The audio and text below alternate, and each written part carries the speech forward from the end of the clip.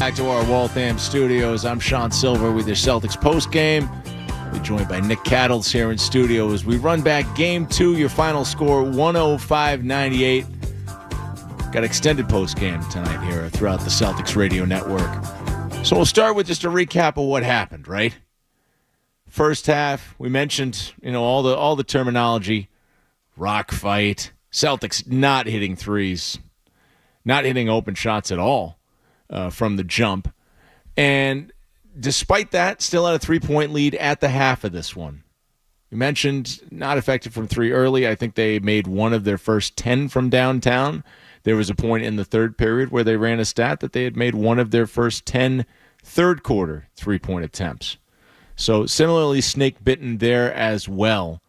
But in the midst of that rock fight, a real diamond emerged in Drew Holiday, who had the game of his life on the game's biggest stage. 69-63 it remains. Celtics give up an opportunity there. Luka doing so much work against Tatum on the right side.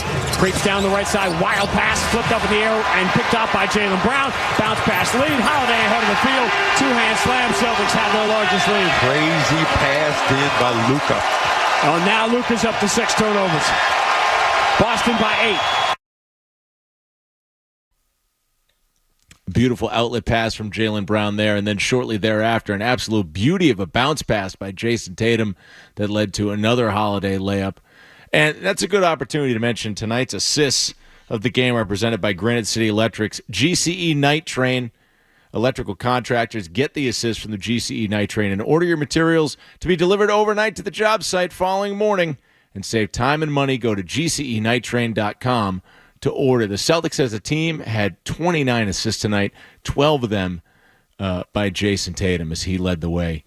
12 assists, a double-double, maybe not in the way we thought from Jason Tatum, but there's your Granite City Electric assists for tonight. At the end of the third, after those couple nice plays, Celtics looked flat again. Dallas was within 6, and then, games like this, you need something like this to happen. Pritchard fields it, gets across half court, 2 seconds. Pritchard from 35 feet. Got it! He banked it in! Peyton Pritchard, he's been making that shot all year long. He's been the one to have to carry the mail in the final couple of seconds. And now, on the biggest stage there is, he banks one in to beat the third quarter buzzer. Give that man a damn cheeseburger. French fries, hot dogs, whatever he wants on me. On a night the Celtics haven't been able to put it in the ocean, Peyton Pritchard shoots from there and makes it.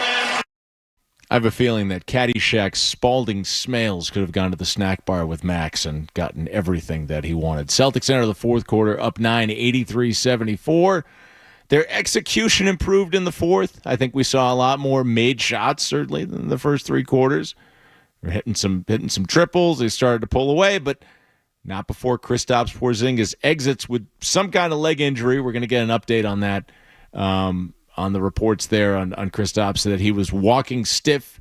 Nick identified this one for me. There was a tweet that he was walking stiff, headed to the bench in the third. This is before he fell to the floor trying to contest a Daniel Gafford bucket. So we will keep an eye on the status of the 7-3 Latvian for the Celtics. Meanwhile, the much-deserved Drew Holiday love fest continued at TD Garden.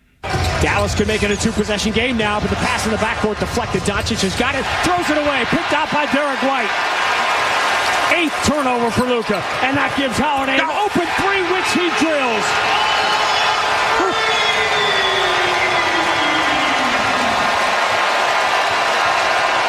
The 8th turnover for Luka Doncic leads to a 3 for Holiday. It's an 11-point game there. At one point, it's a 14-point game, but note the final score of this one. Dallas kept chipping. They had a 9-0 run over the next 2 minutes, consisting of 2 layups, 5 free throws, and then following a Jason Tatum turnover, Jaylen Brown gets a game-saving block, is actually a double block with Derek White in on that play, and then gets a bucket on the other end. Luka and Kleber guarding Derek White. It comes to Jaylen right side. Jaylen left-hand dribble, coming strong in the paint, lays it up and in with the left hand.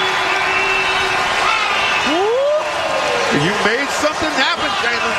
With the block shot, come back to layup. Easy opportunity there as Luka just pulled away defensively. What a fourth quarter. And, hey, if you can put aside the Porzingis injury, kind of a big thing. He is 7-3, of course. You've got a 2-0 lead in the NBA Finals. Celtics, the 105-98 win over the Mavericks. The ABC broadcast making sure to highlight, for some reason, it's like we're about to end the game broadcast here, but let's note that Jaylen Brown's hand was on P.J. Washington's back there. Not sure how much that actually interfered with the block, but Jaylen gets on the other end. That kind of breaks Dallas's back, and you wind up getting the win. Our final score, again, 105-98. Let's jump into our box score real quick before we head to break.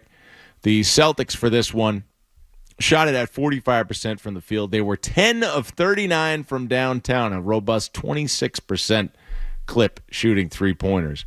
They did execute 19 of their 20 free throws. They lose the rebounding battle 43-41, but win the assist differential 29-21 over Dallas. They definitely took better care of the basketball with 10 turnovers to Dallas's 15.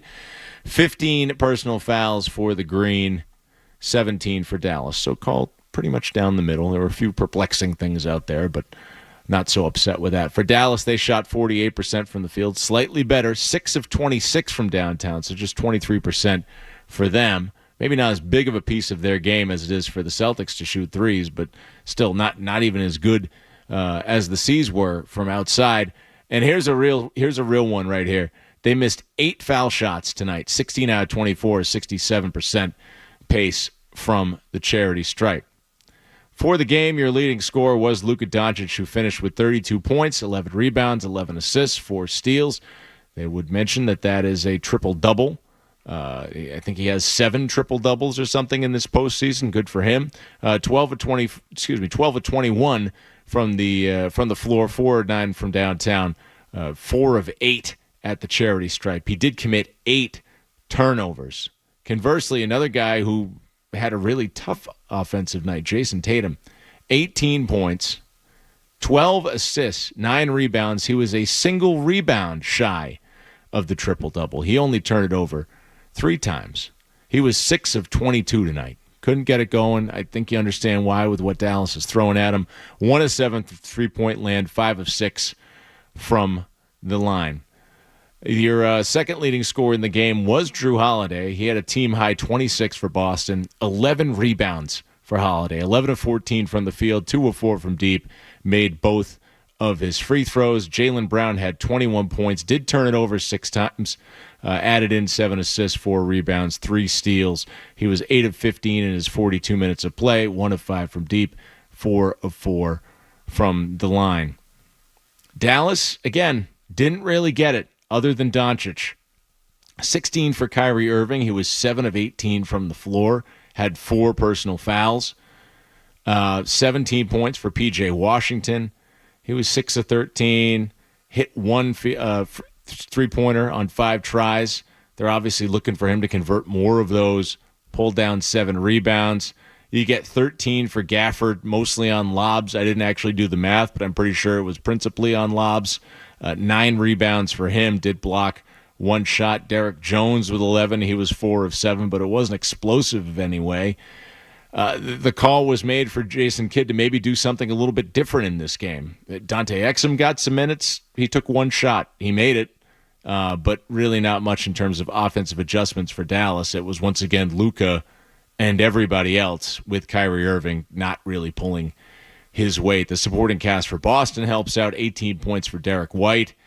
You had 12 points for Kristaps Porzingis in the 23 minutes that he did play before he exited. 4 of 7 from the field, ripped down 4 rebounds, blocked a couple of shots, but was clearly laboring when he left the floor. So there's your box for this one. 105-98, the final. Celtics over the Mavs. They have a 2-0 series lead here, headed back to Dallas. And we'll have more with Sylver and Cattles coming up on the BetMGM 98.5 The Sports Hub Celtics Radio Network. Mass Mutual knows that finances can lead to uncomfortable conversations. What about that guy who's always trying to get you to invest in his business? His last idea was generating power with electric eels.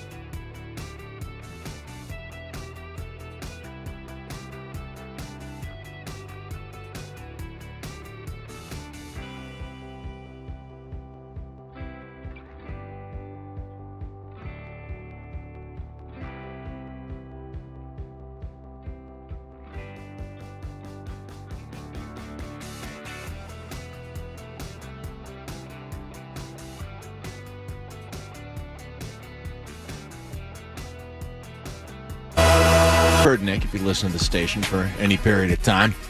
And certainly, Nick, you walked in the building tonight. And after you found me in front of the building. After I found you in front of the building with a kind of saying, how you feeling? How you feeling up 1-0? And I said, I'm confident. I don't want to feel too confident after what happened a couple of years ago. Then I kind of put it back on you, and you were like, yeah, I don't really want to let myself get too excited. Yeah. 1-0 and 2-0, slightly different math. I'm wondering where your head's at after this win, particularly them doing it in the gritty and grimy way, and with potentially some new news here about their rotation if Kristaps Porzingis is out of it, going back to Dallas. Yeah, the KP injury, if it is an injury, that obviously will play a vital role down in Dallas, and it makes it tougher for the Celtics. But my biggest takeaway with this game, Sean, is just, again, this team is different. And I know the whole hashtag different here is taking over Boston. Yep.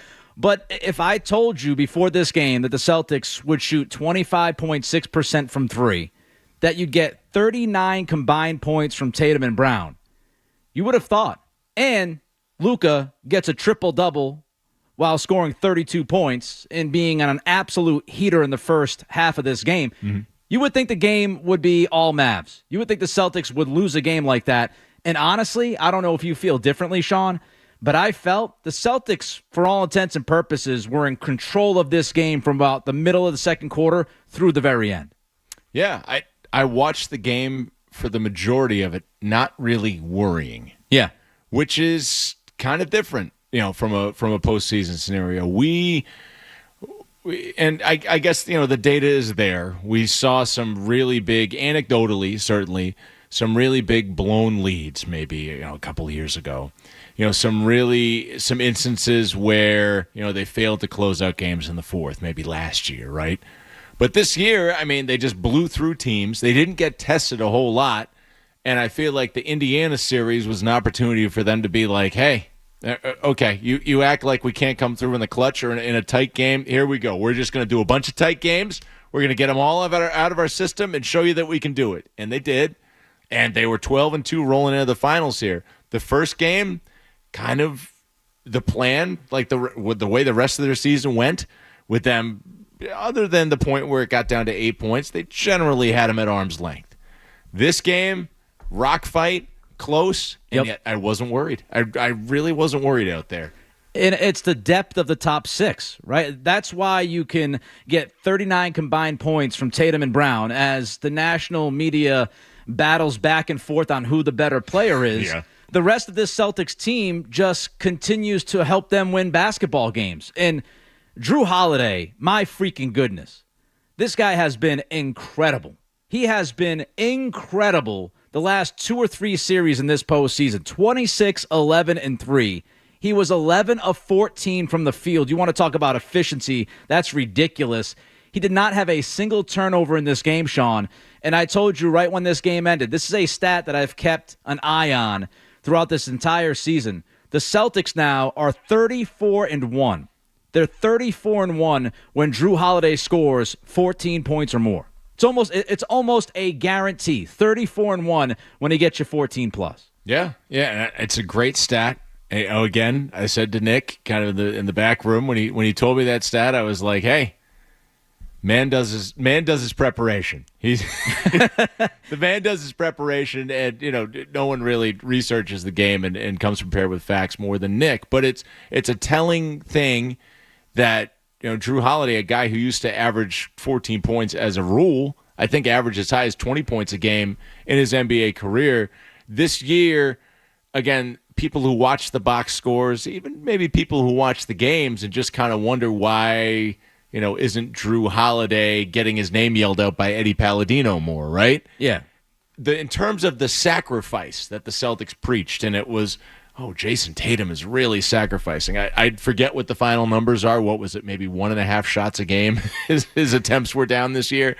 Jaylen Brown is sacrificing. Even Porzingis is sacrificing. Well, I suppose Porzingis, sacrificed opportunities because they kept him in bubble wrap for a good chunk of the season. Al Horford was sacrificing by getting moved to the bench. Drew Holiday was the number one guy who sacrificed. He came here. He knew he was going to have a reduced role, at least in volume. And, what do they call it when you it's a usage, the usage stat, right? When he's not pounding the rock into the floor and setting the plays every time, she's just going to be less impactful, I guess, to the naked eye. But what he's been doing all season is sneakily contributing, and I say sneakily because of the steals he gets, the defensive disarray that he causes out there for other teams. He's been doing on the defensive end all season. You just really need to watch. And then every now and then, particularly in this playoff run, Drew Holiday's like, yeah, I can do this. Like this is what I used to do all the time. Yep. If you need me, hey, I've taken a step back. If you need me to step forward, I'm here. And I love it. I love when a player is like that. That is the ethos of this year's Celtics. They're a team. They're not what the national media, give or take, probably has a dislike for Boston, right? For one, the Celtics team has been in the picture for 8-9 years here. They've made the playoffs every year. They've gone to the conference finals, 5 different times? Yep. So they're just there. But this team isn't going to be summed up by, superstar player X goes out and wins his title. Let's give him his flowers. It's for any reason here. This could be Drew Holiday as the NBA Finals MVP. It's like when Iguodala won for the Warriors. It's next man up, for lack of a better term. I love it. That's team sports to me. That's what I want to watch, as opposed to what is this guy's legacy by going out here and having a triple-double, like Luka Doncic, so what? You had a triple-double and lost. That to me isn't of value.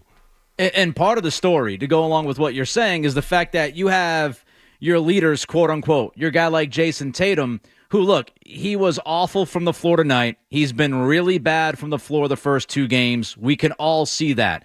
But the one thing about Tatum is that he's unselfish a lot. And people, sometimes they get frustrated by that because they want him to get his, and score buckets. But when you have the guy that is at the top of the mountain, is your best player on the team, and he's willing to run offense through him all night long and find guys. I mean, the fact tonight that he had the night that he had shooting and could not buy a bucket, he still finds a way to get you 12 assists. And when you think about the 12 assists, you also have to think about the shooting numbers. Celtics did not make shots tonight. Imagine if they shot better from 3. Tatum could have easily had 15 to 20 assists tonight. So when your top guy, when your number one guy is willing to subjugate his ego, Brown is willing to do the same thing. Derek White, Porzingis coming over as a third option for the first time in his career, willing to accept that. This is a team, very much like Denver last year, Sean, when they won the championship, a team that is willing to not try to do it themselves. And you had the Celtics tonight as that team getting 29 assists on a 45-25 shooting night. Meanwhile, on the opposite end, you had a lot of Luka being Luka in the first half, and then Kyrie try to be ISO king, and that went horribly wrong once again for him against the Celtics. Yeah, and I mean, that seems to be the recipe for Dallas. And I mean, really, when you have a dynamic duo, the NBA is all about wattage, the NBA is all about drama, the NBA is all about having, names, right? And that's the recipe. That's what Dallas has gone with.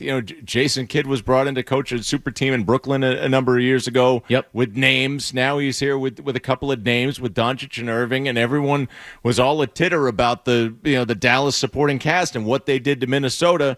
In this series, the Celtics have shut them down and really put it on the superstars to produce, and they haven't been able to produce. I will take a quick break here.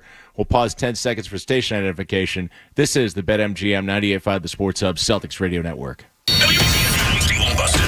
This is Boston's most listened to sports station. Boston's home for sports. 95 Sports Hub. Sean Sylver, Nick Cattles here, breaking down Game 2. The Celtics come away with a 105-98 win on their home floor here. And, we were just kind of shifted to talking about Jason Tatum.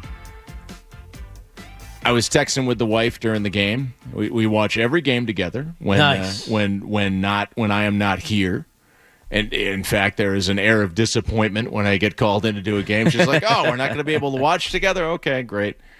But she texted me, and anyone could have made this point, but my wife made the point, so I'm going to credit her with it. If Tatum has a shooting game like that in years past, I'm not using the direct quote, but she said, his whole game really just would have imploded when he found that he couldn't get to the rim. The looking for fouls, complaining, crazy turnovers, just things we've seen before, all of the things we want to paint Jason Tatum with for 2022. Again, it was a step in his growth. We know growth is not linear. That was a setback, but it's not who he is. And he has shown that growth in being able to do the thing that he's done despite not having a shot working at all, despite being just umbrella defense by the Mavericks on him right now. Yeah, I mean, I think when we had these conversations, Sean, there are people out there going, "Oh, you're just, you're trying to bail him out and you're being too nice. He wasn't good." Again, he was awful shooting the basketball tonight. And I thought there were at least a handful of shots that were settled shots. And those are the ones that'll drive you crazy. I go into every game thinking Jason's going to have at least 3 or 4 of those a night. That's just what he does. Yeah. For whatever reason, that is who he is as a basketball player. Mm-hmm. However, like you just mentioned, Sean, he could have tucked his tail and ran away and done nothing in this game. I thought defensively he got off to a slow start, and then he picked it up as the game went on. Good observation. And I think that says a lot about him. The fact that he's shooting 6 of 22 from the floor. That's the kind of game in the NBA Finals where a guy might throw his hands up and say, "This is awful," and get down on himself and not do the other things. But the fact that he walks away, he was a +6 tonight, shooting 6 of 22. And that just tells you the other things he does on the floor. It's not excusing his bad shooting.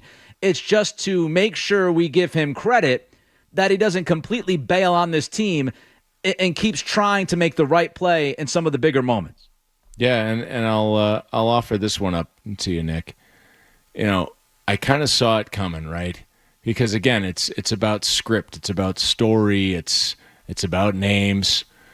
Jaylen Brown wins the Eastern Conference Finals MVP award, and I'm just like, okay, Jaylen had his moment. He deserved that. He was just nails in that series. He has continued to be nails in this series, despite the 6 turnovers tonight. He's had pretty remarkably consistent from game to game in terms of just impact, scoring impact, defensive impact, decision-making impact, motivational impact. They had him mic'd up. But, when he wins the ECF MVP, I'm like, oh, I see what's happening here. This is just basically, Jaylen Brown, here's your trophy. Yeah. And now Jason Tatum, should he have a remotely good NBA Finals, he's going to get that Finals MVP trophy, and then we're off to the races. He is going down his yellow brick road to the Hall of Fame. Does it bother you at all that Jason Tatum, just because he's shooting so poorly right now, might not have the numbers, quote unquote, to win the Finals MVP?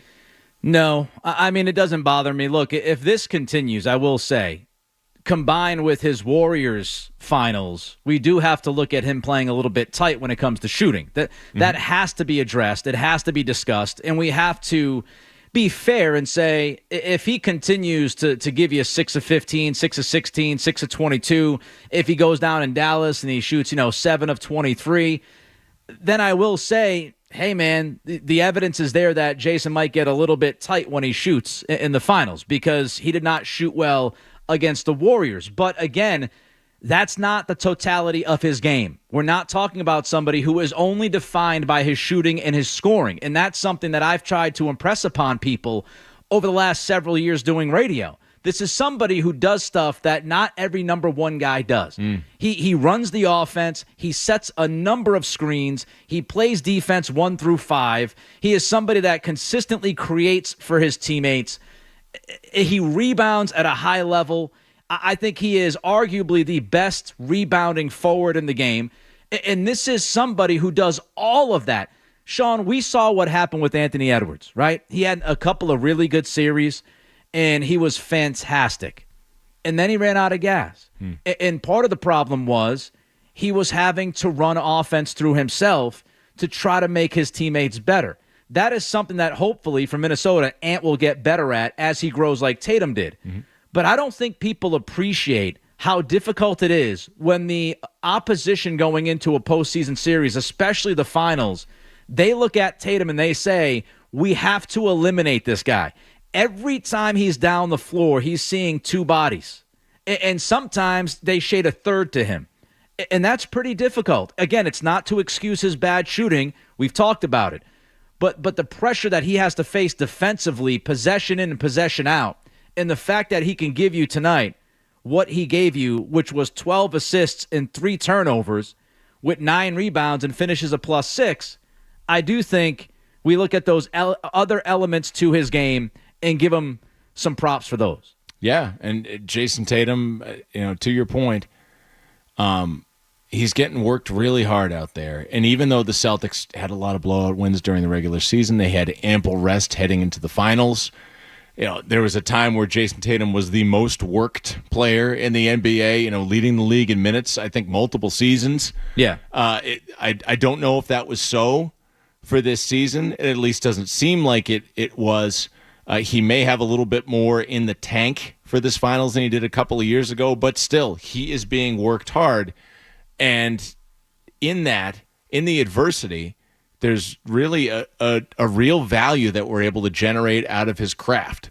Whereas Luka Doncic, again, a triple-double is nice in the newspaper or whatever constitutes a newspaper these days. Over on Boston Sports Journal, perhaps looks nice in a line on Boston Sports Journal. It's nice to talk about on TV, but Luka's triple-double to me tonight rings kind of hollow, because he wasn't putting in the defense. Yeah. We saw him Olay, on the break. Oh, yeah.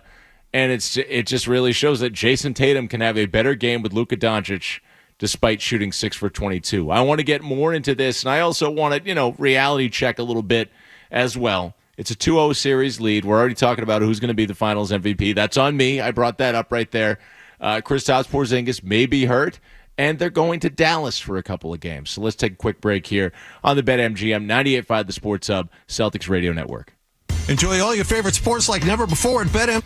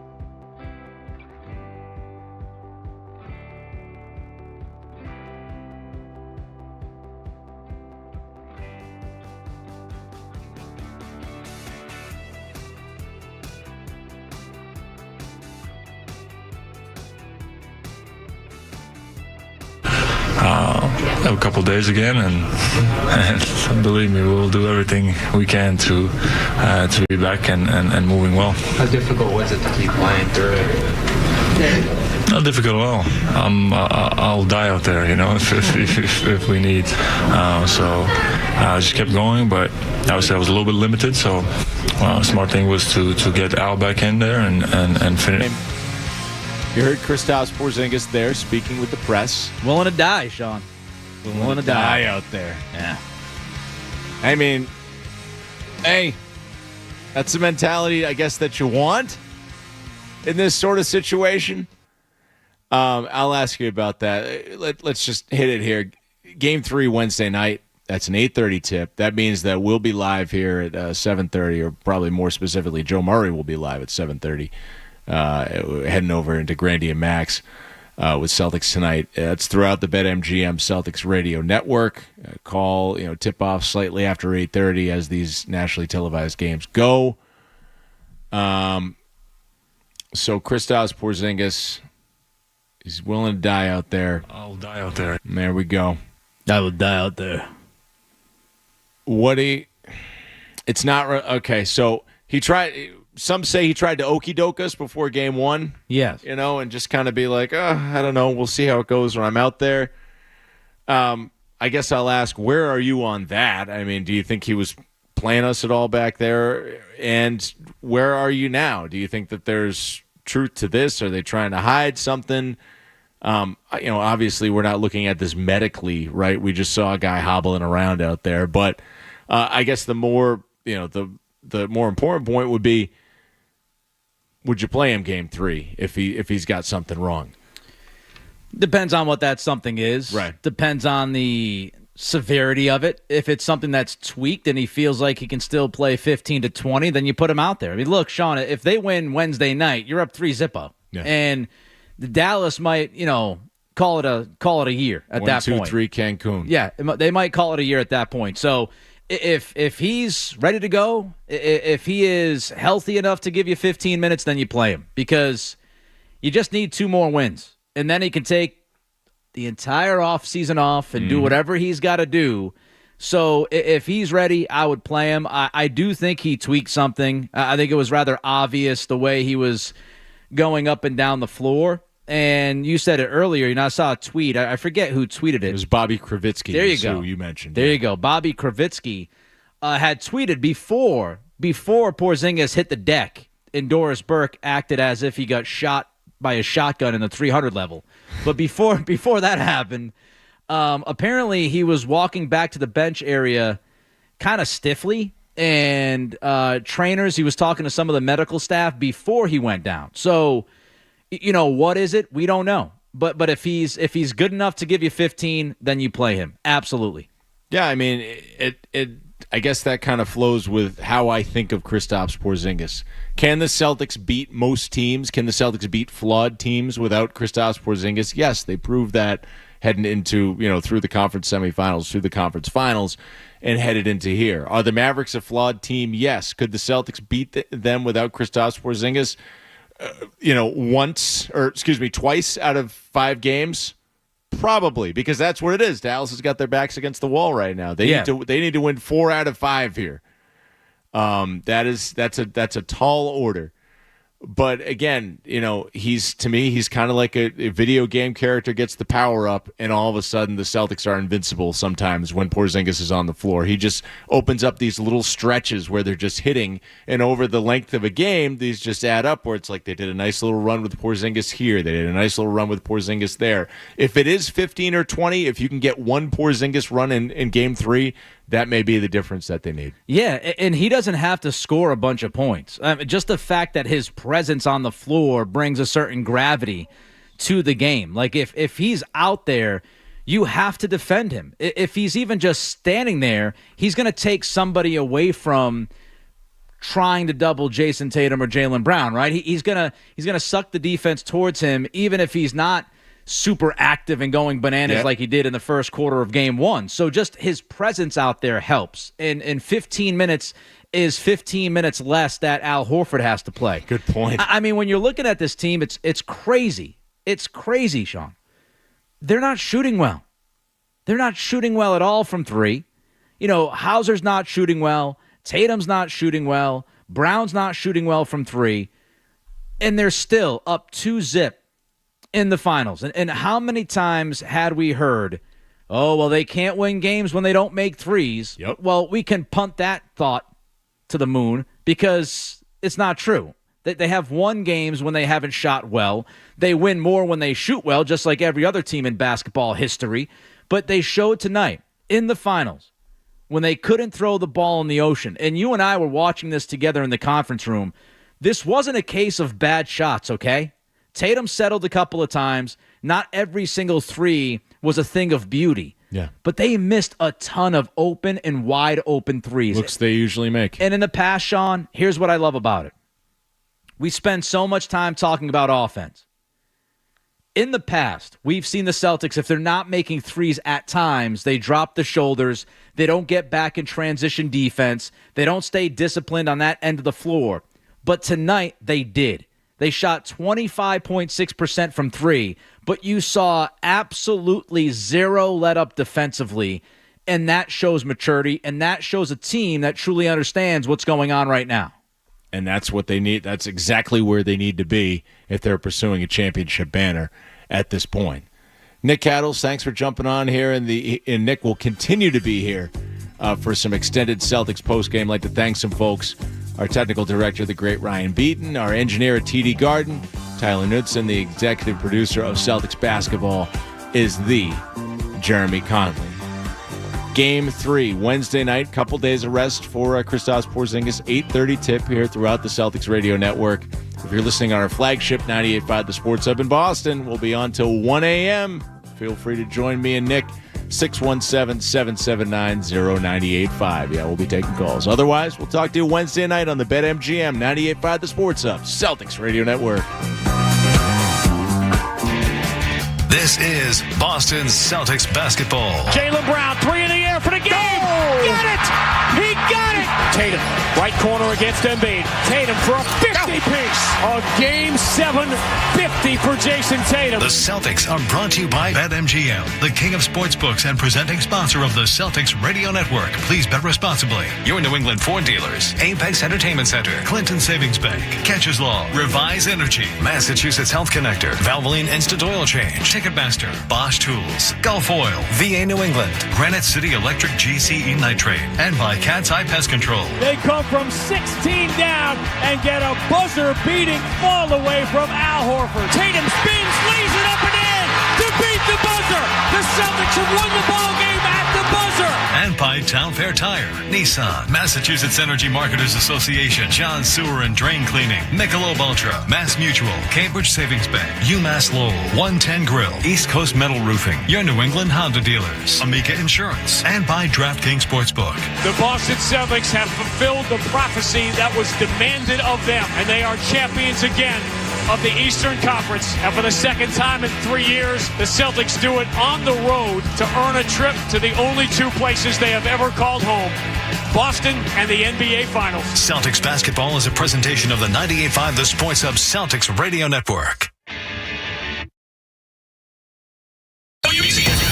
Boston. This is Boston's most listened to sports station. Boston's home for sports. 98.5 Sports Hub. An Easley Media Group station. The ball comes in, and the clock hits triple zeros. How many different ways do you have to win games on the way to a championship? Tonight, in Game 2 of the NBA Finals, there was nothing pretty until the clock hit triple zeros. They wanted the Celtics battle-tested, and tonight they get it. The final score in Game 2, Boston 105, Dallas 98. 98.5 The Sports Hub. Recapping the Celtics' 105-98 Game 2 win over the Dallas Mavericks. What a privilege. What a privileged position we are in to share some time with you this evening in the wake of a Celtics win and a 2-0 advantage in the NBA Finals. Sean Sylver here, you there. Nick Cattles alongside Nick of Boston Sports Journal, the Nick Cattles Show. I know. I love it. I saw the schedule come out. I'm like, all right, so Sean, myself in the studio, post-game, Game 2, let's go. Let's go. This is what we're going to be doing till 1 a.m. Ryan Beaton alongside. He'll be handling your calls if you have them at 617-779-0985. We're off the network, so we're happy to talk with you. Also, if you're on X, do you still call it Twitter? Or are you over to X by now? I go back and forth. Yeah, Twitter X, some people say. I hate calling it X because it's just ridiculous. It's just Elon Musk just decided to call it X because he's had an obsession with calling something X for years. Yeah. I know his children have, I won't say weird, I'll say different names. Does he have a child named X? Oh, I don't know. I mean, I'm just maybe, name something after your kid just because he can. You have all the money in the world, you can just call it whatever you want. But, hey, if you are on there, whatever you call it, however you choose to use it, I'm at the Sylver Fox, Sylver with a Y. Nick is at Nick C Radio. Again, we're happy to get into it with you over the phone lines, on the tweet machine. And, hey, I got to think there's some positivity out here after this one. Maybe some apprehension over the injury. But unlike the Miami series, unlike the Cleveland series, you've done what you needed to do on your home floor.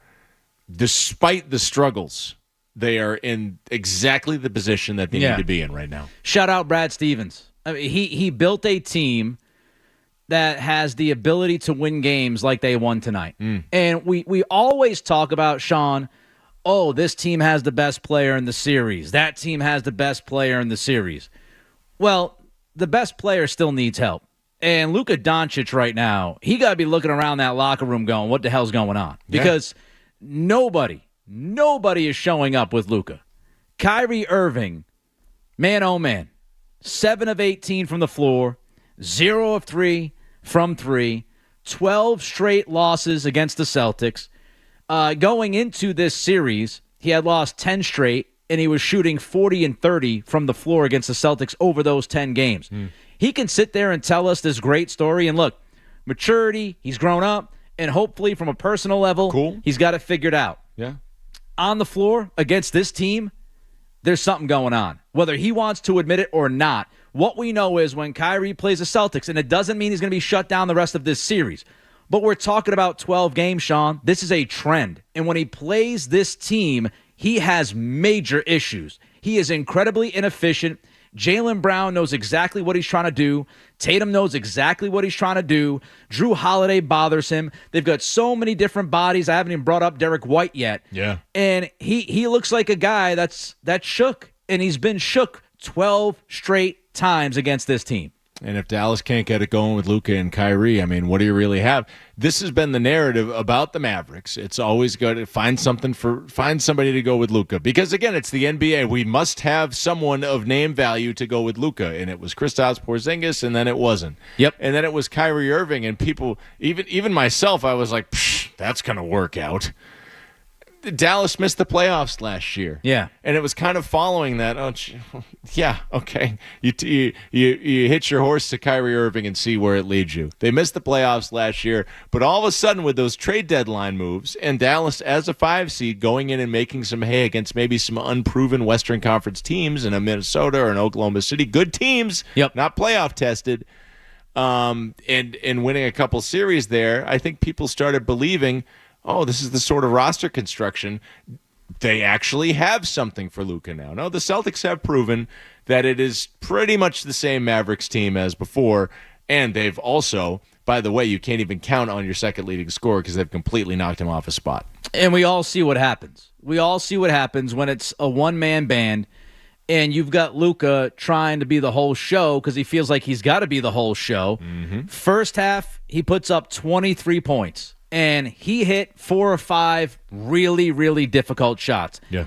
But I've been saying this, since we found out that the Celtics would be playing the Mavericks. As soon as the Mavericks went up 3-0 against Minnesota, I was saying Luka one-man band is not going to be able to do enough because inevitably he's going to get tired. And what you're seeing is he came out of the gates tonight. It was tremendous, right? He comes out of the gates, 23 points in the first half, and what happens? Second half, you're forcing him to play a ton of defense. The Celtics are hunting him, by the middle of the third quarter, Sean, because he's got to do almost everything offensively, and they're attacking him defensively.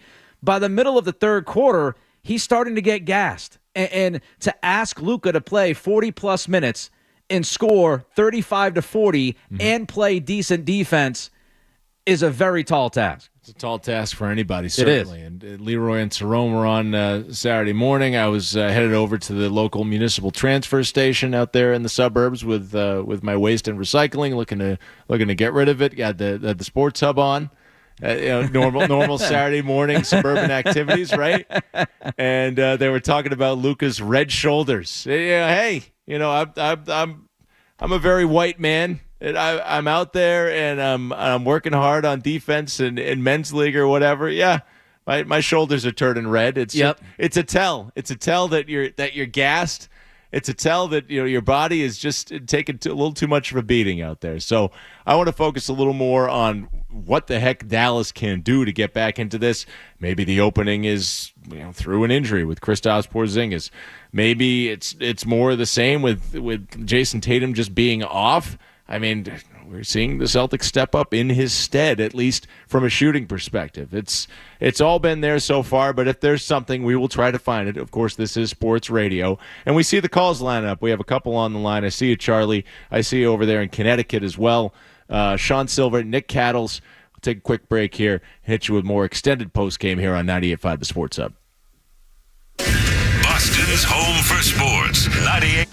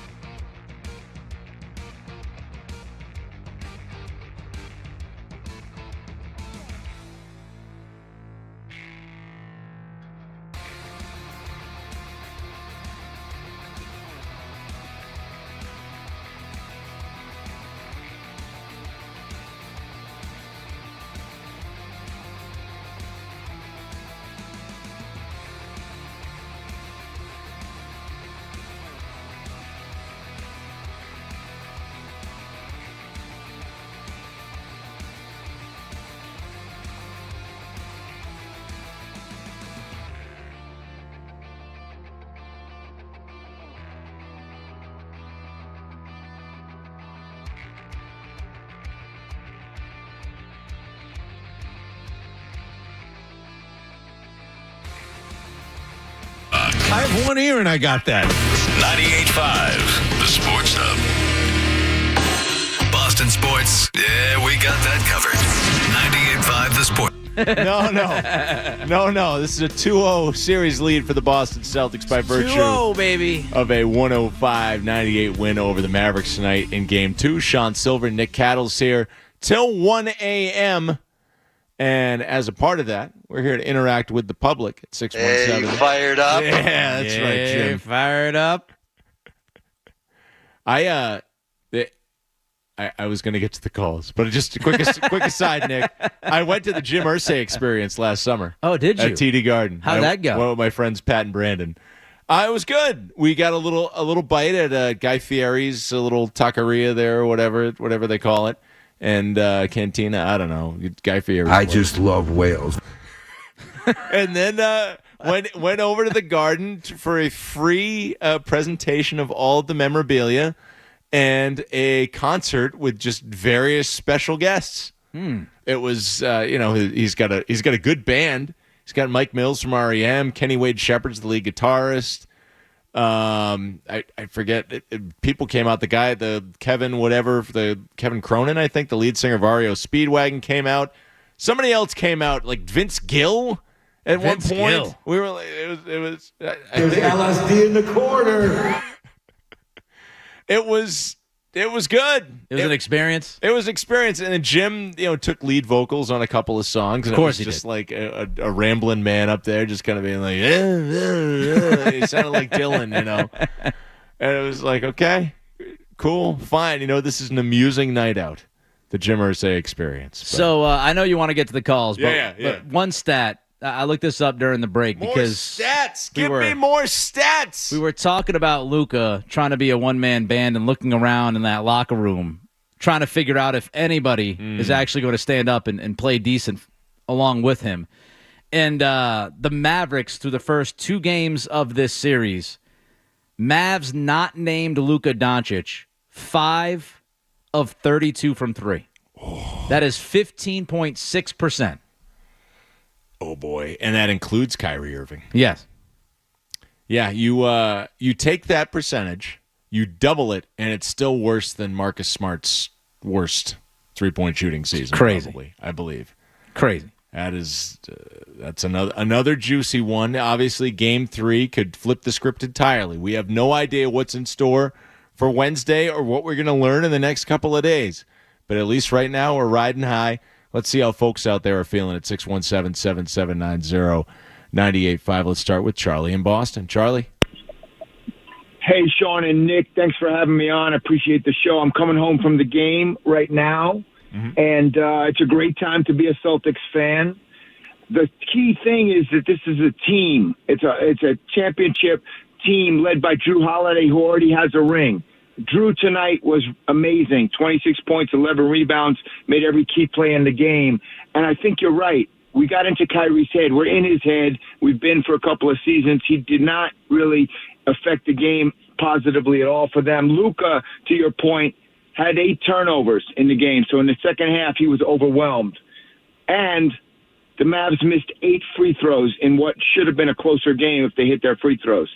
But I just don't want to get too high because we're supposed to win our 2 games at home. Yep. Right. If you're going to be champions, you got to protect home court. Absolutely.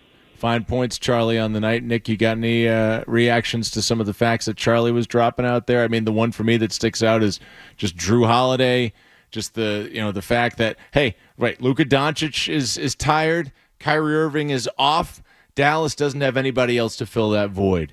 But Jason Tatum, isn't shooting the ball. Jaylen Brown has a bad turnover night, right? But Boston does. Yeah. When I did the morning show with Ryan Johnson and Kendra on Memorial Day morning, I mentioned that the NBA is all about matchups. And it might sound like a simple point, but really, it's a lot different than any other sport. The game changes from one series to the next. And so just because Dallas took advantage of Minnesota did not necessarily mean they were going to be able to play the same way against the Celtics. And what they're seeing, Sean, is that this is a team that has 8 guys that can shoot. And they're not all shooting well right now. But it's much more different when you are playing against the Celtics and you got to deal with a Drew Holiday who, let's remind people, when KP is out there, Holiday is the 5th offensive option for this basketball team. And against Minnesota, you could hide Doncic against McDaniels. You could hide Kyrie against, Nickeil Alexander-Walker and Kyle Anderson. And you did not have to necessarily contest those guys from 3 and play disciplined basketball possession in, possession out. When you're against the Celtics and you've got 5 guys who can shoot, Luka and Kyrie have to defend somebody. That's the unfortunate news for them. And I'm just reading P.J. Washington in the postgame just said this. And, Sean, I ask you, I do wonder, is it going to start to creep into the heads of the Mavericks, no matter what they say, that they realize the Celtics are a different animal? And Washington said this in the postgame, quote, "They're just better. At the end of the day, they are better than all the teams we've played. It's the finals, and we've just got to be better." And that was when he was asked about what the difference was between the Celtics and the teams that they beat in the Western Conference run. They're realizing that. The Celtics are a different team, and they are a much better team than that Clippers team without Kawhi Leonard for, 4.5 games in that series. They're a much different team than OKC, who had a bunch of young guys who'd never been there before, and they're a better team than Minnesota, who had one guy that they could bank on offensively, and that was Anthony Edwards, who ran out of gas. And it makes me wonder, Nick, kind of in response to, to what you're asking about. I mean, you look at Dallas, you look at a guy like P.J. Washington, who came from Charlotte. You look at a guy like Gafford, who came from the Wizards. And, yes, I know Porzingis was on the Wizards as well. You look at a guy like Derek Jones, who kind of, to his credit, I say this a lot, he played his way into the league, but he's just kind of, I assume he's very happy to be there. It makes you wonder if the suffering, if you would call it that, by the Celtics not being ready to launch, by the Jason Tatum is still 19 meme. Right? Yeah. Like, just every year that progressed, that the Celtics were still young, still not at and you brought this point up on Twitter when you were kind of having it out with Kendra on the morning show about Jason Tatum. And you brought this point up on Twitter that I believe that day about that no, superstars, just because they're anointed when they're 20, they don't just win. And even Luka Doncic, they were talking today about the 5 straight All-NBA first-team selections at age 25. I don't think that's ever happened. Yeah. But just because he's been anointed does not mean that he is there to win. The Celtics, after all of the misfires and disappointments and, maybe not quite being ready for prime time, maybe just being a tick off, they were very close. Even last year, it was like, wow, they sold out. They got Brogdon. They got Gallinari. And I love Malcolm Brogdon's game. I thought he brought a lot to this team. But it still wasn't quite enough when it came down to it. There was something else that they needed. They have it now. Dallas doesn't. So regardless of talent, you have a team with a lot more readiness to be in the moment. Yeah, and the series isn't over. The caller was right. Charlie was right. You still have to win one game in Dallas. If you can get one in Dallas, come back and try to close this out in 5. Series is far from over. Luka is still a special player. Kyrie, maybe he plays better when he gets down to Dallas, and it's a little bit friendlier and more comfortable for him, surroundings. Perhaps. But this is a bear. This is a bear for Dallas to deal with, and it's a bear that they haven't had to face. And when you have a team, I could guarantee you this, Sean. If you told Dallas that the Celtics would shoot under 26% from 3 and Tatum and Brown would combine for 39 points, Jason Kidd would have taken that every day of the week, twice on Sunday. He would have loved that. And I bet you Jason Kidd would have thought that he would have won this game tonight, that his team would win if the Celtics shot 10 of 39 from 3 and their 2 superstars combined for less than 40. So if you're Dallas, the question is, if, and it's a big if, the way Tatum has shot in the finals so far, but if Tatum gets going just a little bit, and if the Celtics make their threes closer to what they did in Game 1 than what they did tonight, what do you do? It's got to take an awful lot from your team to put things together to beat this team through 48 minutes. Good point, Nick. Let's keep hearing from you. We got a caller out here in Connecticut. I don't have a name, but I'm happy to welcome you to the airwaves. Connecticut, how are you? Hey, it's Charlie. Oh, hey, Charlie. Sorry about that. I just didn't see it on the screen. Another Charlie calling. What's up, also Charlie? very fired up. This was a pleasure to watch this team effort. Just want to make a comment. I think it's absolutely ridiculous. I'm already rolling my eyes waiting to hear the criticism of Tatum. I don't think, how can you criticize a guy who nearly had a triple-double? I love seeing him go to the hoop and be aggressive. I think he sets up so much and just takes away so much energy from the other team. That's what my eyes are seeing. As long as he's not doing the pull-up threes all day, I'm fine with that. I think this is a definition of a true leader. And I did have one question. Yeah. If Porzingis is sidelined, how much do you think that impacts the series going forward? All right. And that's all. Thank you, guys. Charlie. Appreciate the call. Well, Nick, my first reaction is, one, he made the point about Tatum going to the basket. Yeah. And that's not always a great idea, right? Driving without purpose, just for driving's sake, isn't, you're prone to turnovers. There's lots of little hands that can get in there, right? But the way the Celtics, you kept making this point as we were watching the game in the conference room, they kept going downhill. Yep. And this has been a thing that I've been hitting on. I was hitting on it last year, with the arrival of Missoula ball to Boston. It was like, okay, all the threes are good. The analytics are good. I understand this is your approach. But what about the games when they're not falling? What are you going to do? They didn't have a plan for that last year. That's why Eric Spoelstra said what he said in that timeout. That's why the Celtics were wiped off the face of the earth by Miami. But obviously this year with Porzingis, they've had that outlet, to be able to throw it into him for a little bit of a different approach. Tonight, without Porzingis for a good chunk of the second half, they still kept attacking because it wasn't working from deep, and it proved successful. It's just smarter, more mature. I mean, look at the passes that were that lay down to what was it? Holiday at one point. It was like a little. We were watching it together. He was smothered by two defenders, but just found a little opening, and it's just beautiful basketball. Those are, for lack of a better term, people, those are winning plays. Just get downhill. Just get downhill. This Dallas defense can't defend you if you just get downhill. Yeah. Tatum can get downhill all night. What about those springy bigs, though? What about Derek Lively and Daniel Gafford? They're going to block your shot. Look out. This was from Josh Bowe. I don't know who he is outside of the fact that he apparently does something called Mavs Moneyball. Okay. But I've heard of that. He posted this. Blog. He posted this on Twitter/X, whatever you want to call it. Mm-hmm.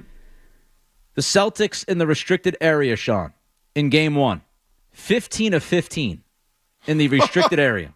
Tonight, they were 20 of 27 in the restricted area. And you just mentioned this, Sean.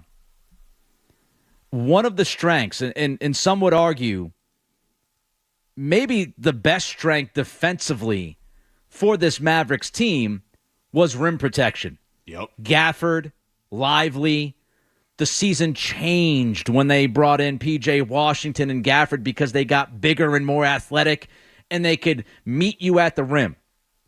The Celtics, through the first two games of this series, are dominating the restricted area, which is terrible news for Dallas. Because what happens now that you've gone 15 of 15 and 20 of 27 in the restricted area is now you're going to get the Mavericks to overreact.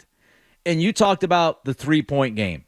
I have no problem with the Celtics shooting a ton of threes as long as those threes are being created and not settled for. Mm-hmm. And you create threes by touching the paint. If the Celtics continue to touch the paint, they did that tonight, they got wide open looks. Continue to touch the paint, spray it out to wide open shooters. And eventually, you have to believe, because the Celtics have been so good all year long, you have to believe that these shots are going to start going down. And when they do, it's going to be a tsunami on Dallas. Nick Cattles brings the stats. He does the research, and I think we got the recipe for a successful Game 3 for the Celtics. But will Kristaps Porzingis be there? Will the Mavs find something? Is Jason Kidd going to do something inflammatory in his media day on Tuesday? We have no idea. We got more calls out there. I see Shukri. I see Sean Sylver, Nick Cattles with you. Taking a quick break here on 98.5 The Sports Hub and coming back with more after some headlines. In the 12 o'clock hour, we're going till 1 a.m. Boston America's home for sports. 98.5.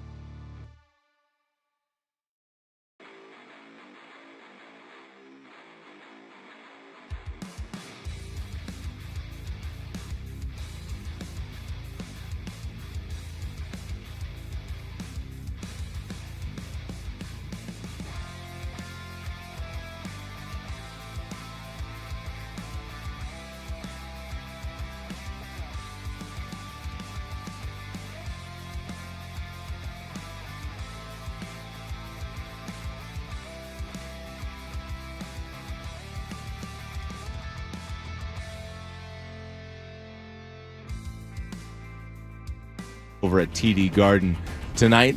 They were paced by Jrue Holiday with 26 points, 11 rebounds for Holiday. He was lights out tonight, shooting 11 of 14 from the field.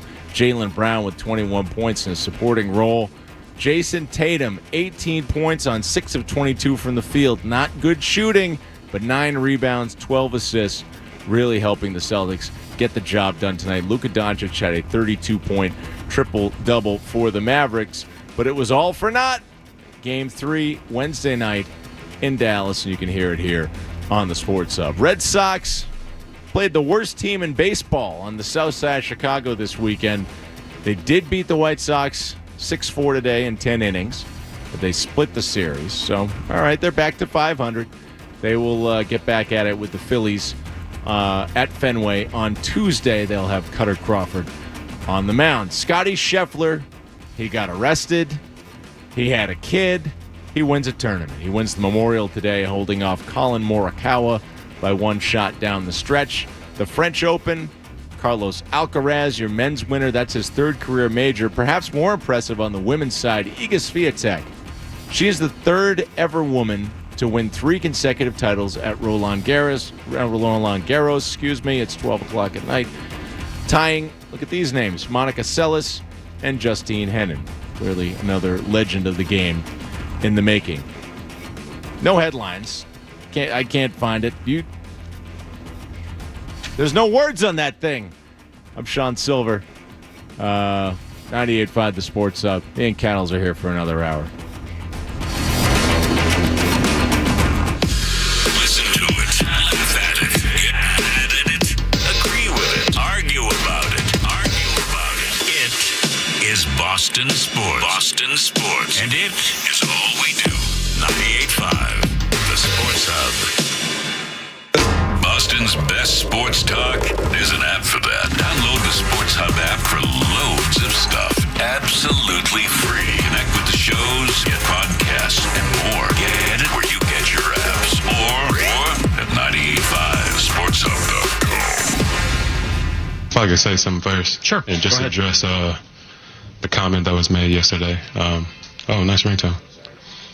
I feel like people kind of took that out of context, and I've been hearing that I prefer JB over JT, and that's not what that was. I like to praise my teammates. I like to praise my teammates when they're playing well, and I feel like that's what I did my best to do. When I got here, JT was the first person to text me. I already know that, and both of them know how I feel about them, how I feel about them as players. But to compare them is something that I would never do because they're 2 completely different players. When his love came tumbling down, I don't know what we're going to do over the next 51 minutes, but we'll see. Anything can happen. Anything can happen here. Celtics 105-98 over the Mavs in Game 2. And it's a 2-0 series lead for Boston. You heard after one game, you're really going to be like, I got to get into my bag here and try some psychology and throw them off. I would think after one game, you would feel like, well, there's got to be a game plan here. Kyrie was off. We didn't get contributions from the rest of our guys the way that we expected them to, or at least that they were against these other teams. I don't think at that point you're saying, wow, they are just so much better than any team that we've played. I think you could at least chalk it up to it being one game after Game 1. Yeah, I think that's fair. I think when you look at the Mavericks, and I know Stool Greeny just tweeted something out about how it's such a different world. He tweeted out the difference in defending the Pacers and defending the Mavs is like 2 different sports. Yeah, and it's so true. And I don't know if you could have had a better matchup leading into this Mavericks series than you had in the Eastern Conference Finals, because Indiana tested this Celtics defense like no other team truly could, with the pace that they played with, the unpredictable nature of their offense. They had multiple guys who were on absolute fire from the mid-range. Pascal Siakam looked like the greatest thing since sliced bread through that series. But they kept the heat on that Celtics defense. And now the Celtics, you're playing against a team that you know that Luka and Kyrie, they're going to have the basketball a ton, and they're going to do what they're going to do. And I just feel like the Celtics are so much more comfortable in this series, especially after what they just faced against Indiana. Yeah, you didn't have a Nemhard, waiting to have a breakout performance on the. We're still waiting for someone else. Still waiting for someone else at Dallas to step forward. I mean, yeah, talk about a guy who's going to get some eyeballs on him now. Like, hey, maybe we could. Hey, how about we offer you a trade? You got Halliburton. Why do you really need him? But at any rate, it is a good point. The point you made earlier about the matchups. It seems to be something that's getting echoed out there because it is. Different teams are different animals. The Pacers have one of the best offenses in the NBA. They're high octane. They spread the ball around. They clearly did in that series, and that's why you had close games. It wasn't and again, the Celtics won all 4 of the games. It's not a knock against the Celtics that a team was competitive with them and made them work. They won all 4 games. They swept the series. That despite the hassle, they didn't allow the other team to make it any harder for them necessarily. Yeah, and in that series, the Celtics had the big moments. And tonight, they had the big moments. You had the J.B. White block, which ESPN broke out the Zapruder film to tell us that it was a foul and that should have been called. Yes. You had the Pritchard end of third quarter bank in 3, which was the big moment. You had that huge possession that led Sean to run through the hallways screaming and pounding on the glass, screaming yes when they had the steal, which led to the Holiday 3. And you're on the tape delay, meanwhile, watching the broadcast. What are you doing, Sean? You're killing me. No, it's good. Trust me, it's good. It's good. Just wait 45 seconds. And then you came in and said, well, you gotta get through the bad first. There's a little bad, and then there's the good. Yep.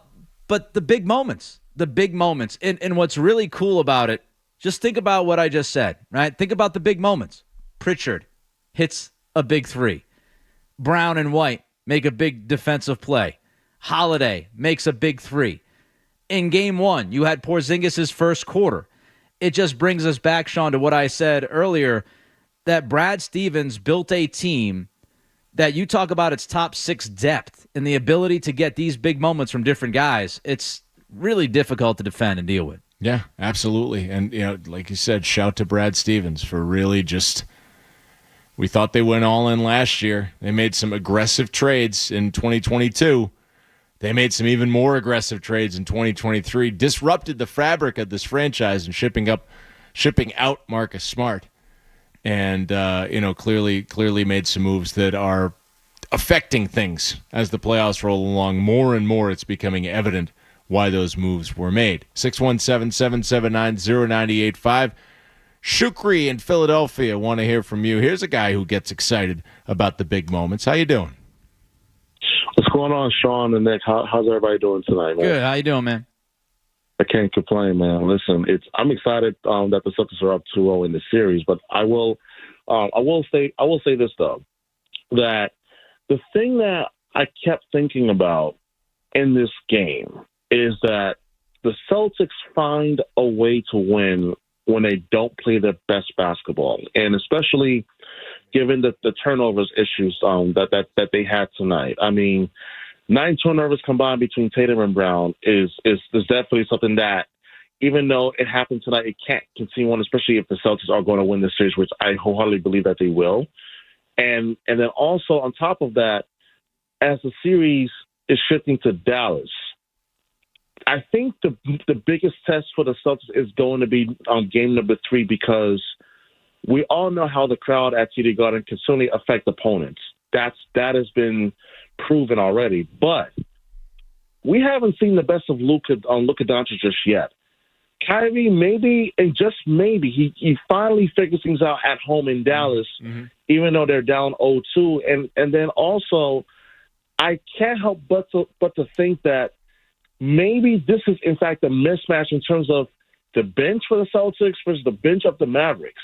Because it doesn't matter what starting 5 was on the floor for the Celtics, even the bench can do damage. We saw that with Payton Pritchard tonight. You've seen that with Sam Hauser at points in Game 1. And I just think that this series, even though the Celtics are up 2-0, I just think that something about Game 3 coming up on Wednesday has me thinking that I think it's going to be a real dogfight, probably even more so than Game 3 was in the conference finals against the Pacers. All right.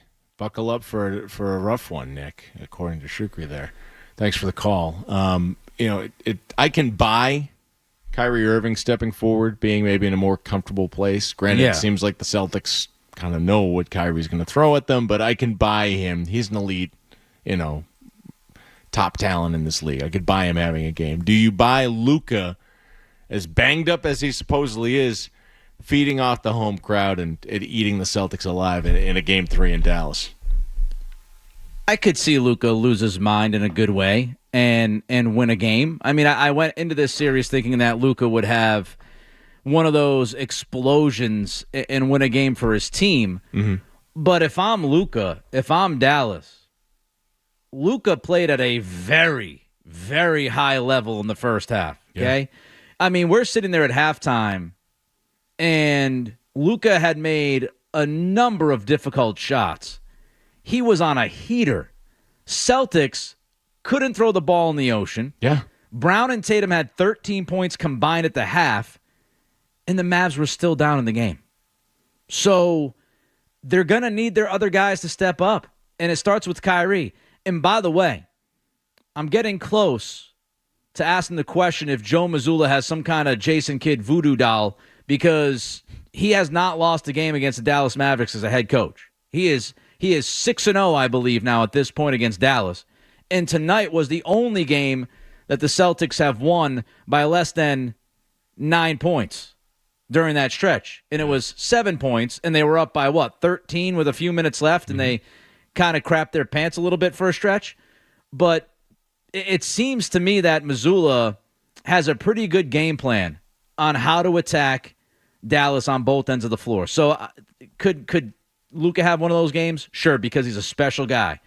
But if the Celtics continue to play the right way, then I think they have more talent, and they have the ability to maybe finish this thing up in 5 if they can at least grab one down in Dallas. Yeah, I originally said Celtics in 6. It was just me too. My prediction. Maybe it was a safe prediction. I just felt like, Kyrie and Luka, the vaunted talents that they are, right? They have the ability to turn it on at any moment, and you would have just games where they went off, and you wouldn't have any answer to that. But so far through 2 games, again, the comforts of home, right? But you have not shot the ball, not even particularly well. You haven't shot the ball well at all, and have still been able to take care of business. And one thing I want to ask you about, we'll get to this on the other side. If the Celtics shooting woes persist, that would certainly open it up for maybe Dallas, stealing a game or maybe 2. But what is causing the Celtics shooting woes is maybe more of the point I wanted to get at. So we'll talk a little bit about that from a Dallas adjustments or a Dallas strategy standpoint, because some people out there might have been seeing things. I don't know. They were reporting that the Mavericks really had the defensive game plan tonight to slow down the Celtics. So more of that. We're here till 1 a.m. Sean Sylver, Nick Cattles. Celtics win Game 2. We're talking about it here on the Sports Hub. Boston's home for sports. 98.5.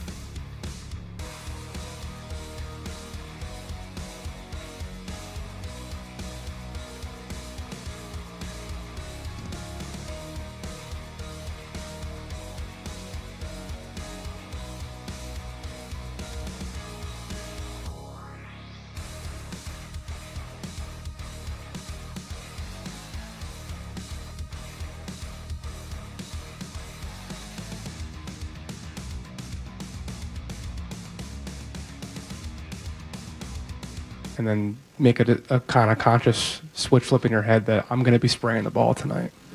Every time I take a couple dribbles, it's like 3 people right there. So, we got a bunch of shooters on our team and guys that can space the floor. They kept leaving Drew open. And so it wasn't like I had to do anything spectacular. It was just about finding an open guy. What we're finding, Nick, is, and by the way, Sean Sylver, Nick Cattles, extended Celtics postgame till 1 a.m. Ryan Beaton alongside, taking your call 617-779-0985.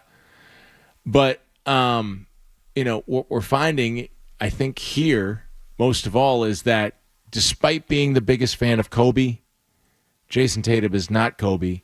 He's not the next Jordan. He's not the next a lot of things. He's the first Jason Tatum. And Jaylen Brown is an incredibly unique talent, I would think. Well, just an incredibly unique human on and off the floor. I don't think there's anybody else in the NBA who's really like Jaylen Brown. Stephen A. Smith may find that's not marketable, right? But you look at these two guys, you look at what Tatum's done in this series, you look at Jason Kidd trying to play ball, and tangle people's emotions. These guys, they're saying all the right things, they're doing all the right things, and even if you have just a completely butt shooting night, like the worst. Every time I take a couple dribbles, it's like 3 people right there. Yeah, and not entirely your fault. No. There's some stuff that's objectionable, Jason, but you were trying to get it going. It wasn't working. Nick made the point. You would have had like 17 assists if your teammates could have knocked down shots. You still had 12. Just the last 48 hours for the message, the unity of this team, the fact that, Jason Tatum, Jaylen Brown, Drew Holiday, Al Horford, the leaders in that locker room, the coaching staff, everything is coherent. And your superstar here just shot 6 of 22. And it's like, damn it, we won the game, and I got a bunch of assists. It was kind of easy, and it was kind of fun. And who else is really talking like that? Yeah, I mean, look, I think Tatum and Jaylen Brown, they are a victim of their own early success. Yes, 100% agree. The truth is, they won too many games too soon. And so when you have that kind of success, when you're 19 years old and you take your team to the 7th game of the Eastern Conference, which, by the way, I'm still mad that Jason Tatum didn't get a shot in the final 5 minutes of that game or whatever the hell it was. Still will infuriate me. But when you keep winning and you get to the Eastern Conference Finals and then you get to the finals in 2022 to go against the Warriors, people get bored with you and they get irritated because you didn't win it all yet, but they don't have the ring yet. They don't have the ring yet. And I'll keep saying this. The best players that have ever touched the floor, pretty much every single one of them, outside of a select few, have taken, especially in modern times, they've taken quite a while to win a championship. You look at LeBron, he was 27-28. You look at Steph Curry, he was like 27-28.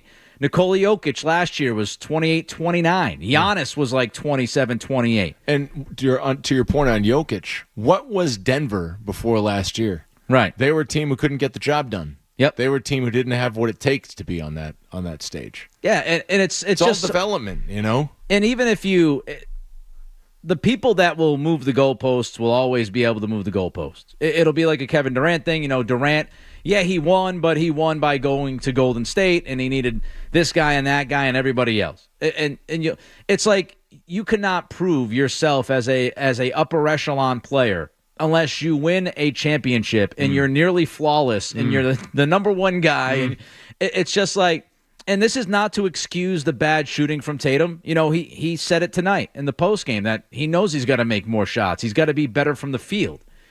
But it's just, we're talking about somebody who's 26 years old. He just turned 26 in March. He played 1 year of college basketball.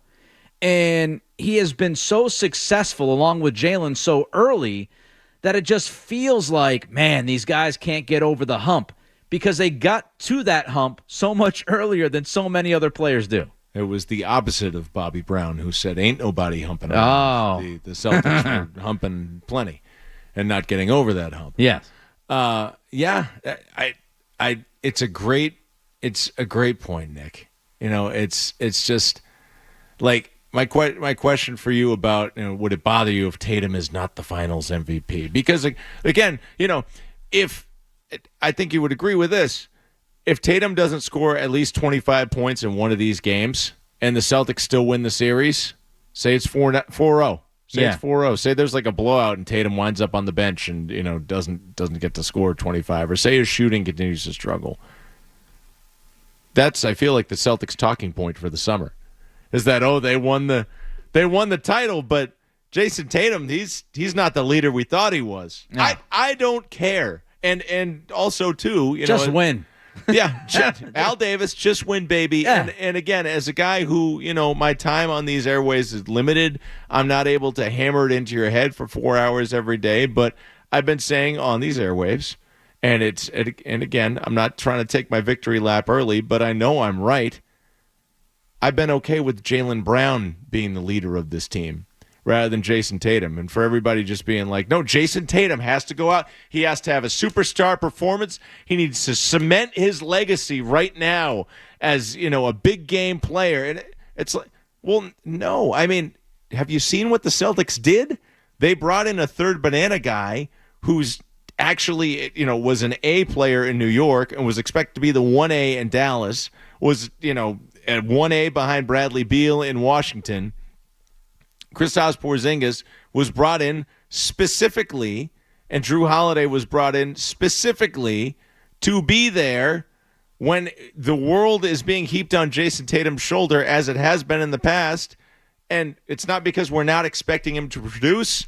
It's perhaps because it's just a little too much to ask when you're surrounded by guys like, to your point earlier, Marcus Smart, Rob Williams, things like that. No, we're going to give the guy some freaking help here. Like Isaiah Thomas would go, the Pistons guy, would go off for the bad boy Pistons in the 80s. And I remember he had like 30 points or something on a sprained ankle against the Lakers in one of the finals series. I read that as like a kid in a book or a newspaper, and I was like, man, Isaiah Thomas, he's a gamer. There was no doubt that he was a gamer.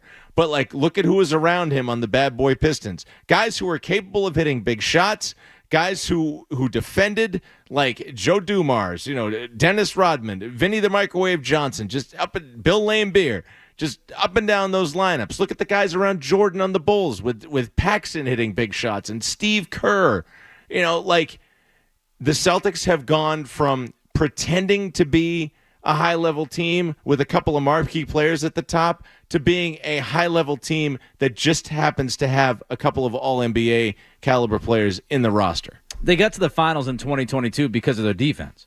Yeah. They were playing a lot of 3-on-5 with Marcus Smart and Robert Williams. They weren't there offensively yet. Brad Stevens fixed that. I just felt like the Eastern Conference Finals, to me, was the end-all, be-all of any Jason Tatum conversations that will make sense. Because, of course, people are going to find cracks after they would not even give the guy as much credit as I thought he should have gotten when he went 30, 10, and 6 or whatever it was in the Eastern Conference Finals. Yeah. He went 31, 10, and 6, I believe, is what he averaged against the Pacers in a sweep in the Eastern Conference Finals. And yet, Jaylen Brown won the MVP, which is fine. Yeah. But we had the conversation of, is Jason Tatum as good as Jaylen? Is Jaylen better than Jay? And I'm sitting there going, am I taking crazy pills? The guy just went 31, 10, and 6 in an Eastern Conference Finals, and we're asking what more he can do. Yeah. What are we doing? At a certain point, you've got to say, and again, he's not shooting well. We all understand that. He's not shot well in this postseason for the most part. He has shot terribly the first 2 games. He's doing a lot of other great things on the floor to help his team win. And at a certain point, it's on you if you don't appreciate Jason Tatum. That's how I feel, because you're now asking him to be unreasonably incredible. And here's one more thing I'll say about this, Sean. Yeah. Because people love it both ways, and you can't have it both ways. You cannot tell me that Jason Tatum is not a top 3 guy in the NBA, but yet bitch because he's not playing like a top 3 guy in the NBA and dominating every single playoff game. Yeah.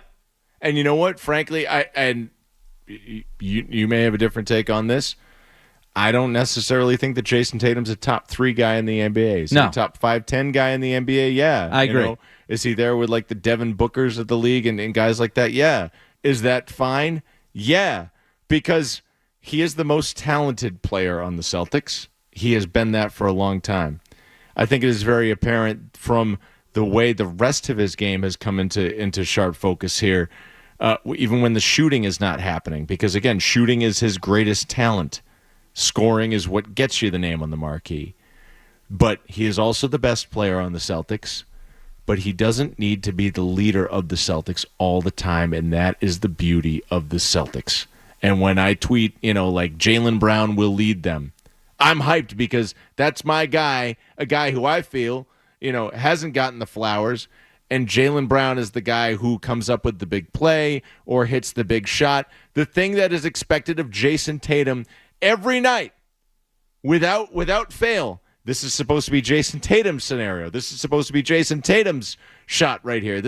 No, it doesn't have to be that way. This isn't the NBA of 15 years ago where a guy would stand at the top of the key with the ball, tucked under his elbow, and he was going to make an ISO move. And if he was a great shooter or slightly quicker than the guy who was defending him, then he won the game. If he didn't, you didn't. It's different now. And the Celtics are constituted exactly to not have to do that. And that is the beauty of why they have it right now and the Mavericks don't. Yeah, and I think, you got to talk about a lot of these other guys as well and what they've been able to do. And the idea, Brad Stevens built a team, Sean, that is so adaptable that they can adjust to almost anything. They can go double big if you have a huge lineup out there. And they have. We sit there and we talk about, they can't beat you if they're not making threes. Well, they've proven that wrong over and over and over again, including tonight. Yeah. They have really done a great job. They went pretty much point for point in the paint tonight against Dallas. And some of that was the Celtics were allowing Gafford to score because if you want to throw the basketball into Daniel Gafford, if that's going to be your offense for a stretch, good luck to you. Let him score points. They did that against Evan Mobley, right? When Mobley went off that night in the Cleveland series, Celtics let Mobley go off. They said, we're going to go one-on-one against him. Yeah. He's got the matchup because he can score 35, but they're not going to win. They're not going to win with Evan Mobley scoring 35. So they have the ability to play 5 out. They have the ability to play 4 out, 1 in. They've got the ability to post some guys up, whether it's guards, wings, or bigs. They can post Porzingis. They can post Holiday. They can post Jaylen Brown, Tatum at times. They can go to almost any game that they need to go to beat you. And I think that's what Stevens created. He created, frankly, a monstrous roster. And if they can finish the deal, series not over yet, but if they can finish the deal, you and I talked about this during a break, we are literally watching one of the best teams to ever play. Like that's when you look at the analytics and the statistics and what they're 14-2 in the postseason right now. I don't care about guys sitting out. I don't. 14-2. Mm-hmm. It's crazy, and they have a team that is so just versatile on both ends of the floor that you've got to hope that really they come up with a C minus game for you to beat them. And tonight, I think was what, a B minus C. They didn't play great, no, but they still won, and they controlled most of the game. No, and maybe that's not spectacular, and maybe that's not headline grabbing for so-and-so puts up a 40 burger or whatever you want to call it in the finals, or it's not the sort of thing where you're going to have like a little video window in the NBA TV app next fall where it's like highlights from the NBA finals, Jason Tatum goes off for this or so-and-so. No, it's the Drew Holiday game. It's the Porzingis providing the spark coming back from injury. It's the Jaylen Brown blocked shots. It's the Tatum with the just really nifty assists that you didn't think he could get to. It's so many little things. It's Joe Mazzulla coming into his own as a coach. Yeah. Like all these things coalescing. This is truly depth. This is truly growth. And Kyrie Irving can get up there. And again, I'm not trying to poke fun at Kyrie Irving. I hope he's doing okay, right? But, you can get out there and talk about how much you've grown. The Boston Celtics are growing right before our eyes, and they have a 2-0 lead in the NBA Finals. Take a quick break here. Sean Sylver, Nick Cattles. Got about another 20-plus minutes left here on the Sports Hub. Boston's home for sports. 98.5.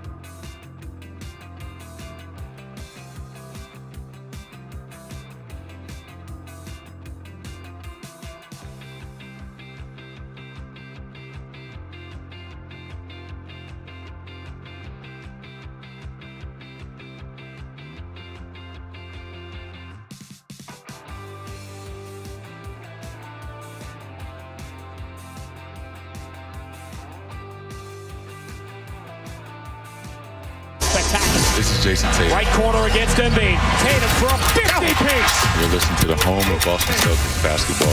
98.5 The Sports Hub. When it comes to Boston sports, we're fans just like you. 98.5 The Sports Hub.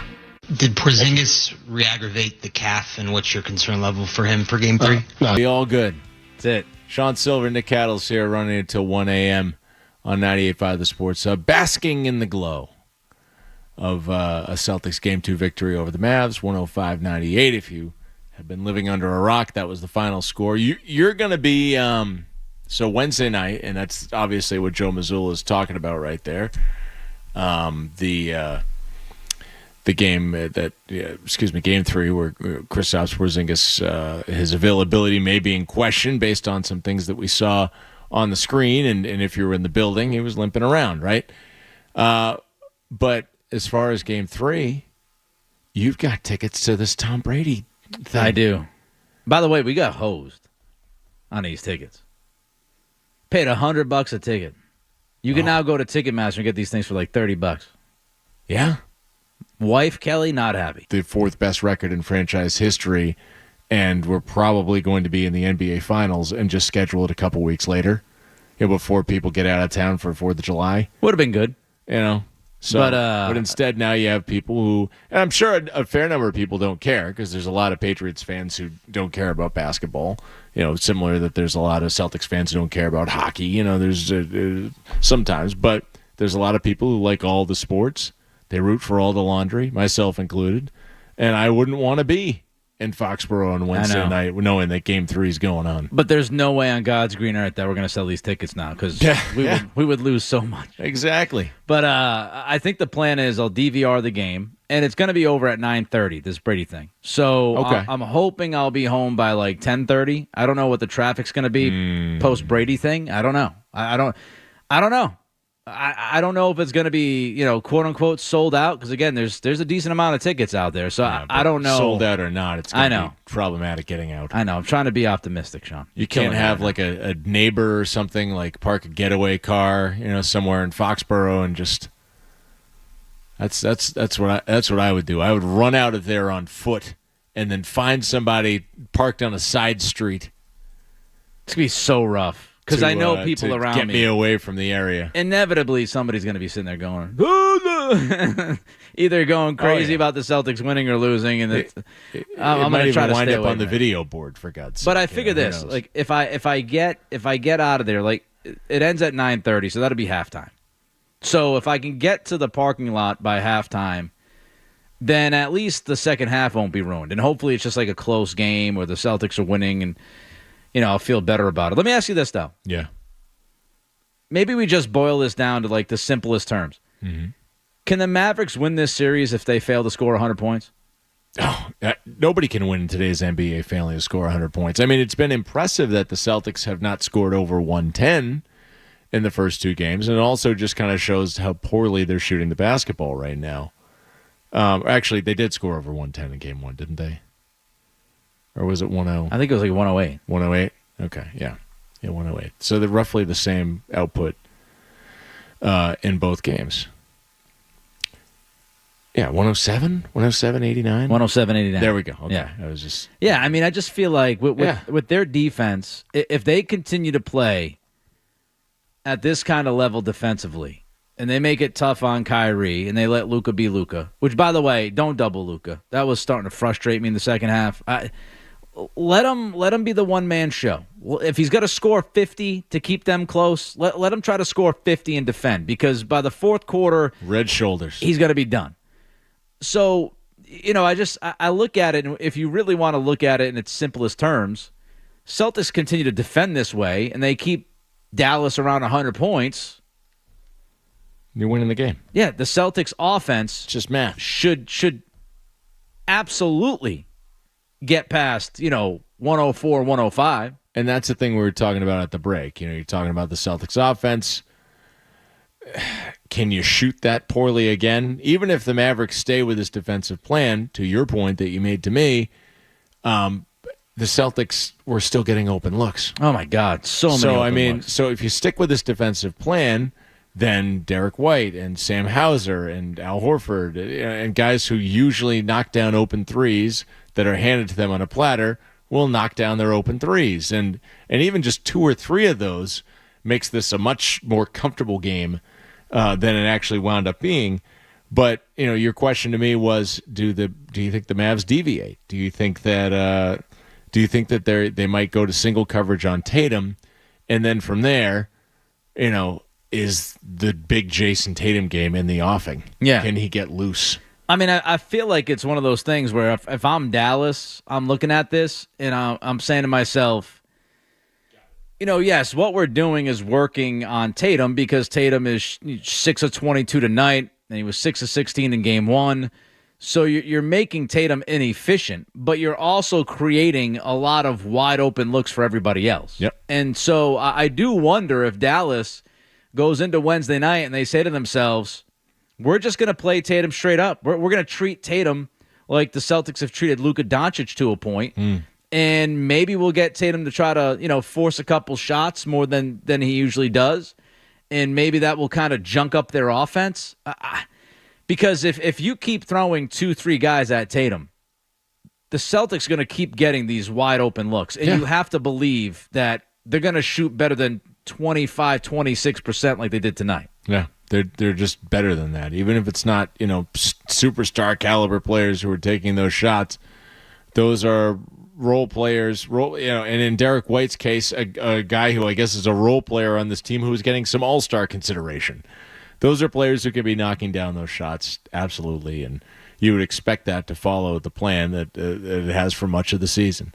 All right, one more break here on the Sports Hub. Sean Sylver, Nick Cattles, a little bit more than we're out here at 1 a.m., celebrating a Game 2 victory. Boston's home for sports.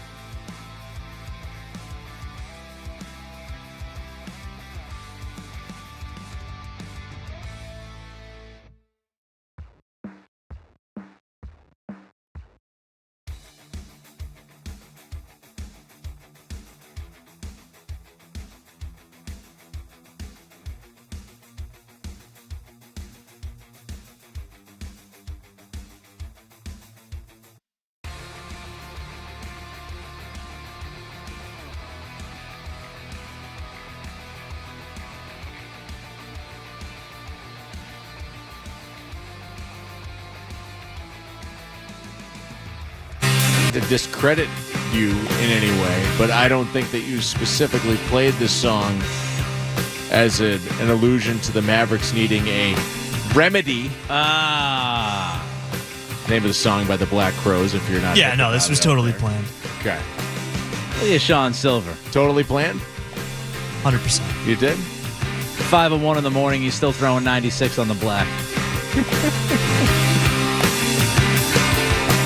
I do like the jam. I think the Black Crowes were in town recently, and I saw them. I missed it. I saw them out in California. That's the last concert I think I've been to. Oh. They were good. I saw them a bunch of years ago open for Tom Petty. Oh. And they were good. You saw Tom Petty. I saw Tom Petty. I'm jealous. Yeah. Yeah. No, that hurts. That hurts. A lot of them hurt. I'm seeing Sammy Hagar this summer. Not jealous. Former Van Halen lead man. Not really. Not my wheelhouse. That's okay. But I was just thinking about things that hurt. The fact that Van Halen no longer exists because Eddie Van Halen is no longer with us. We are being stripped of our rock and roll legends. So, if you have the opportunity, get out there and see him. Where are they playing? Nick Cattles did with the Black Crowes. Sammy Hagar? Yeah, where's he playing? At Mansfield. And you got some pizza this week. There's the Red Rocker. He's always in a good mood. Must have something to do with that tequila and whatever he's smoking. But yeah. Sammy Hagar. 75, 76 years old. Is he? Yeah. It feels like he's 50, though, doesn't he? Well, he's ageless. What happens Wednesday night, Sean? What, at Brady night? I don't know. Who's going to show up? I'm sure they got some special guests. What if Brady no-showed? He's got tickets? It's like 2.5 hours. What do we do now? Just via satellite. No, Celtics. What happened? That's where you go live on Twitter or on YouTube. Is this Series 3-0? I got to feel like Dallas is going to get one. Yeah. I feel like they're going to get one. I mean, will it be the definition? Because, again, people say gentleman's sweep, right? And gentleman's sweep isn't necessarily a 5-game series. It is the technical definition, I've been told, is you get the first 3, you give them 1, and then you sweep it as the gentleman's sweep. So I think we might be headed towards true gentleman sweep territory, where the Celtics go up 3-0, the Mavs have a spirited maybe game 4, and then you take it back at TD Garden. But then again, it's like we were talking about with Dallas, what's left for them if they go down 3-0? I mean, really? It's rough. They're already feeling dejected. P.J. Washington, dejected. You'd have to get back on a plane, fly to Boston for a Game 5. Yeah. What's the use in that? Other than pride. I mean, clearly the Celtics, and not a pun or anything off the old Celtics pride saying, but Joe Mazzulla talked about it, just individually.